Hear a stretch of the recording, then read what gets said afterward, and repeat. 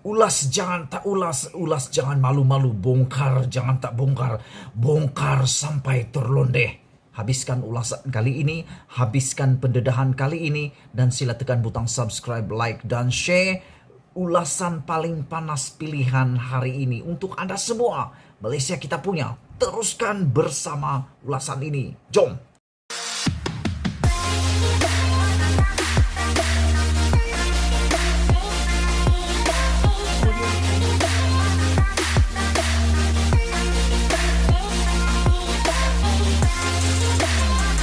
Selamat petang, salam sejahtera. Isu hangat petang ini, pengarah eksekutif Sapura dibayar RM983 juta. Mana suara Najib? Sejak hilang kuasa dan dijatuhkan hukuman penjara 12 tahun kerana bersalah menyeleweng dana pencen rakyat, Datuk Seri Najib Tun Razak gairah cuba bersuara dalam semua perkara, kononnya untuk menjadi hero rakyat. Terbaru, dia mengusulkan supaya kerajaan persekutuan campur tangan dengan mengarahkan institusi milik rakyat seperti Petronas, Hazanah atau Permodalan Nasional Berhad PNB untuk menyelamatkan Sapura Energy Berhad Sapura yang berdepan masalah kewangan. Apabila saya bersuara bahawa sebarang usaha untuk menyelesaikan kemelut keuangan Sapura tidak boleh melibatkan wang rakyat, seperti biasa, Najib menimbulkan isu kerugian wang rakyat melalui pengagihan pegangan PNB di dalam Sapura, kehilangan kerja, kerugian vendor, dan pinjaman bank kepada Sapura.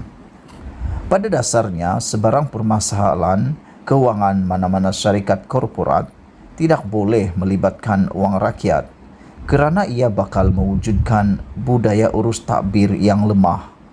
Sekiranya syarikat-syarikat swasta ada talian hayat dengan diselamatkan oleh wang rakyat, setiap kali mereka berdepan dengan masalah kewangan, tidak ada insentif dan pertanggungjawaban untuk syarikat-syarikat swasta menguruskan perniagaan mereka dengan cermat, bijak dan berdaya saing. Tambah pula, dalam hal ini, beberapa rekod keuangan Sapura sejak sedekad lalu banyak mengundang kontroversi, terutamanya berhubung bayaran kepada pengarah-pengarah eksekutifnya yang juga mewakili beberapa pemegang saham terbesar Sapura. Rekod keuangan Sapura yang diaudit bagi tahun-tahun keuangan 2009 hingga 2021 menunjukkan pecahan bayaran-bayaran berikut dibundarkan kepada juta yang terdekat jika berkenan. Selain gaji, bonus dan upah kepada pengarah eksekutif yang mencecah ratusan ribu ringgit setiap hari, pengarah eksekutif juga dibayar dalam bentuk lain, iaitu sewa tahunan yang dibayar oleh Sapura kepada syarikat yang berkaitan dimiliki oleh pengarah eksekutif dan pemegang saham yang mereka wakili. Sejumlah RM149 juta dibayar sebagai sewa dalam tempoh 2013 hingga 2021. Iuran harta intelek sebanyak RM439 juta dalam tempoh 2013 hingga 2021. Saya difahamkan bayaran ini adalah iuran bagi membolehkan Sapura Energy Berhad menggunakan nama Sapura yang dilesenkan oleh pemegang saham yang diwakili pengarah eksekutif. Selain gaji, bonus dan upah kepada pengarah eksekutif yang mencecah ratusan ribu setiap hari, iaitu RM123.351 sehari pada tahun 2013, pada tahun 2014 RM313.422 sehari, 2015 245.893 sehari, 2016 250.693 ringgit sehari, 2017 Rp242.970 sehari. 2018 Rp102.321 sehari. Pada tahun 2019 Rp35.693 sehari, dan pada tahun 2020 Rp26.293 sehari, dan 2021 Rp16.586 sehari. Pengarah eksekutif juga dibayar dalam bentuk-bentuk lain yang telah dibacakan sebentar tadi. Dalam tempoh yang sama, 2009 hingga 2021, Sapura membayar dividen kepada pemegang-pemegang saham sebanyak Rp683 juta. Analisis keuangan ini bagi tempoh 2009 hingga 2021 menunjukkan perkara-perkara berikut. Sapura membayar pengarah eksekutif tertentu yang mewakili pemegang saham majoriti sebanyak Rp1.1 bilion, sedangkan keuntungan yang dipulangkan kepada pemegang saham sebagai dividen hanyalah Rp683 juta.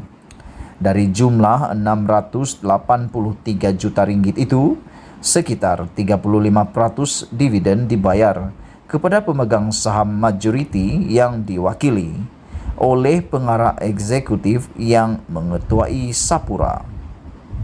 Oleh itu, anggaran bayaran keuntungan kepada pemegang saham majoriti yang diwakili pengarah eksekutif dalam bentuk gaji, sewa, yuran, harta intelek, dan dividen adalah sekitar Rp1.33 bilion berbanding hanya Rp440 juta yang diagihkan kepada pemegang saham lain seperti PNB dan Kumpulan Wang Amanah Persaraan KWAP. Nisbah keuntungan yang dikaut oleh pemegang saham terbesar yang diwakili pengarah eksekutif adalah sekitar 3 kali ganda berbanding yang diagihkan kepada pemegang saham lain yang dimiliki rakyat. Semua ini berlaku semasa Najib menjadi Perdana Menteri dan Menteri Keuangan. Sebagai Perdana Menteri dan Menteri Keuangan, Najib memikul amanah memberi hala tuju dan memastikan institusi dana rakyat seperti PNB dan KWAP mendapat nilai yang terbaik dari pelaburan mereka. Malangnya, 90% atau Rp983 juta dari bayaran Rp196.717.000 dalam bentuk gaji, upah, sewa, dan iuran harta intelek kepada pengarah eksekutif yang secara jelas tidak adil kepada PNB dan KWAP berlaku dalam tempoh Najib menjadi Perdana Menteri dan Menteri Keuangan, yaitu 2009 hingga 2018. Semasa dia ada kuasa dan pengaruh untuk memastikan ribuan kaki tangan Sapura tidak terjejas periuk nasi mereka, untuk memastikan syarikat kecil yang menjadi vendor Sapura mendapat bayaran dan pelaburan rakyat mendapat pulangan yang sewajarnya, di mana suara Najib ketika itu.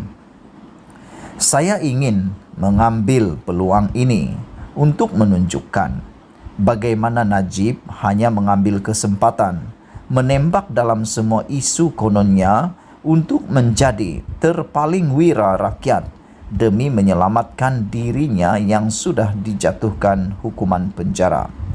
Hipokrasi Najib ini tidak sewajarnya dibiarkan berterusan, dan rakyat harus dibentangkan dengan fakta-fakta untuk menunjukkan hipokrasinya.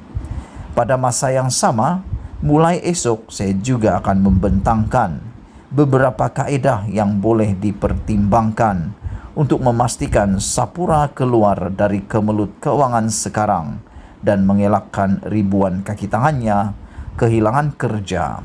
Ditulis oleh Rafizi Ramli. Sekian isu hangat petang ini. Jangan lupa tinggalkan komen Anda. Sila tekan butang subscribe. Kita jumpa lagi. Bye-bye.